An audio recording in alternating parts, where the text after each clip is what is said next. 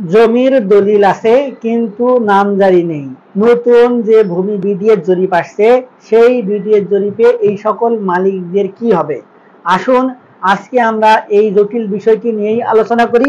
তবে ভিডিওটি শুরু করার আগে আপনি যদি আমার এই চ্যানেলে আজকেই প্রথম হয়ে থাকেন তাহলে এই ধরনের আইন বিষয়ে গুরুত্বপূর্ণ ভিডিও পেতে আমার চ্যানেলটি সাবস্ক্রাইব করে রাখবেন। আর যদি নিয়মিত হয়ে থাকেন তাহলে লাইক, কমেন্ট এবং শেয়ার করে আমাদেরকে অনুপ্রেরণা দিবেন। জমির মালিকানা হস্তান্তর করার পরে একটি নির্দিষ্ট সময়ের মধ্যে নাম জারি করে ফেলাটা অত্যন্ত গুরুত্বপূর্ণ।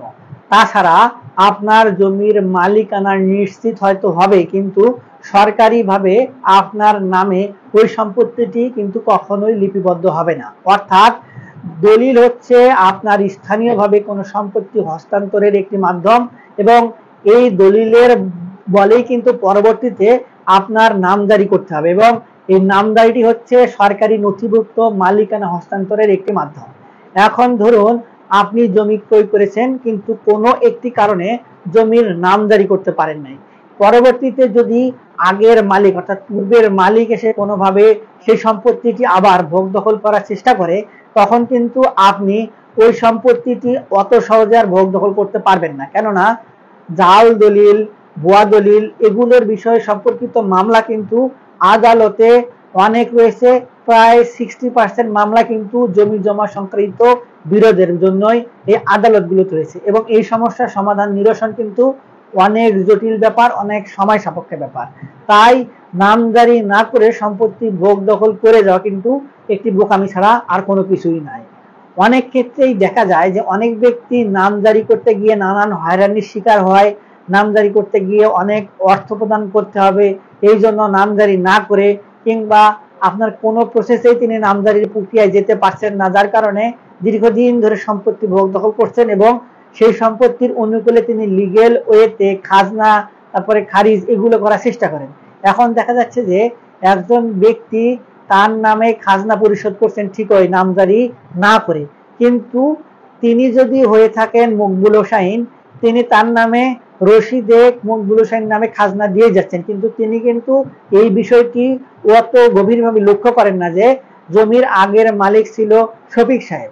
এখন তিনি মকবুল হোসাইন নামে খাজনা দিয়ে যাচ্ছেন, তিনি মনে করতেছেন যে আমি তো আমার নামে জমির খাজনা দিয়েই যাচ্ছি, কিন্তু বিষয়টি এমন হয় আসলে যে তিনি ওই শফিকুল ইসলামের নামে তিনি খাজনা দিয়ে যাচ্ছেন এবং মাধ্যম হিসাবে মকবুল হোসেনের নাম আসতেছে সেই খাজনা দাখিলাতে।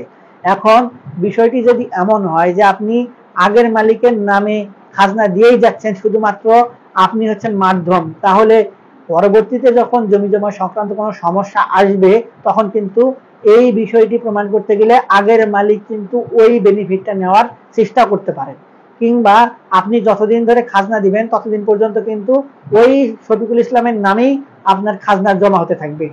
এখন এই একটি কারণ ছাড়াও এইরকম হাজারো কারণ রয়েছে যে কারণগুলোর জন্য নামজারি প্রক্রিয়াটা কিন্তু অত্যন্ত গুরুত্বপূর্ণ।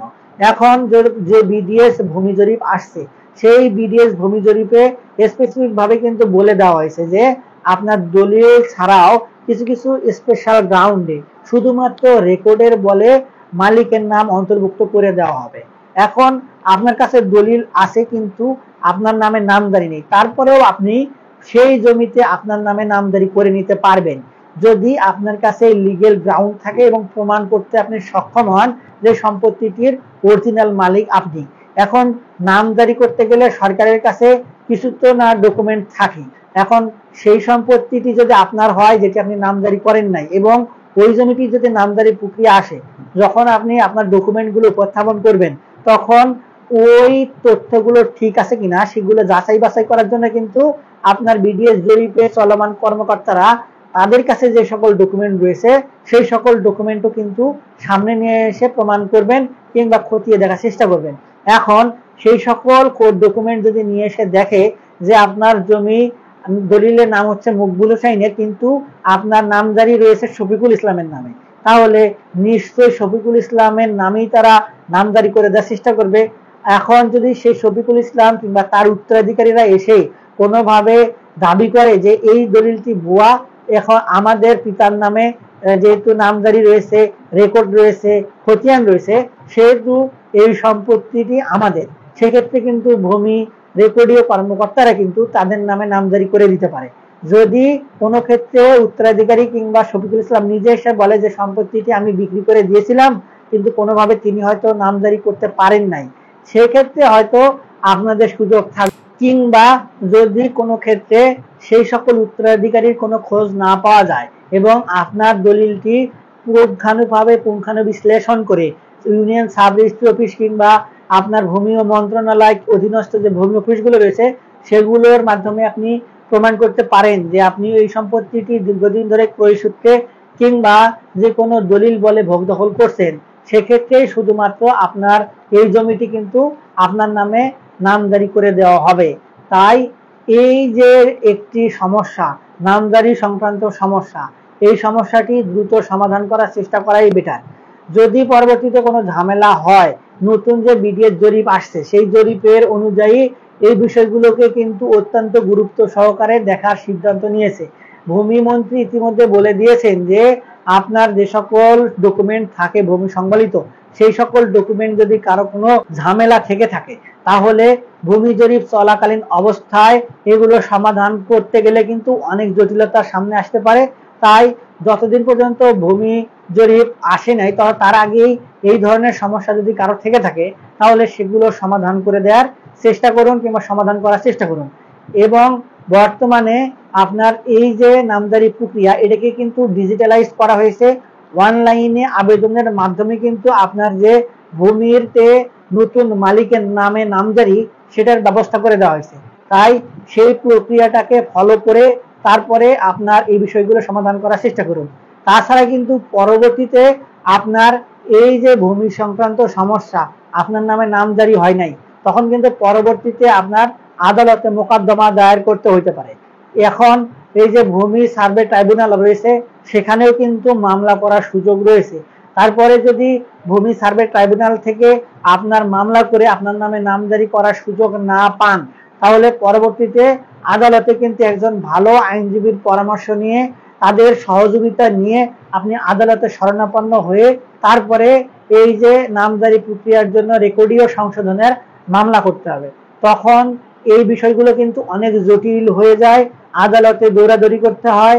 আবার এই যে দীর্ঘ প্রসেসের ব্যাপার, কেননা আদালতে কোনো কিছু গেলে সেটি কিন্তু যাচাই বাছাই করতে হয়তো দীর্ঘ সময় লাগে, এটি একটি প্রক্রিয়ার ব্যাপার। তারপরে কিন্তু আপনার নামে রেকর্ডীয় সংশোধন করে তারপর নামজারি করে দেওয়া হবে। তাই এই সকল জটিল বিষয়ে না গিয়ে জমি যখন হস্তান্তর করা হবে তাৎক্ষণিকভাবে আপনাদের নামে নামজারি করে নেওয়াটাই সব থেকে বুদ্ধিমানের কাজ হয়ে যাবে।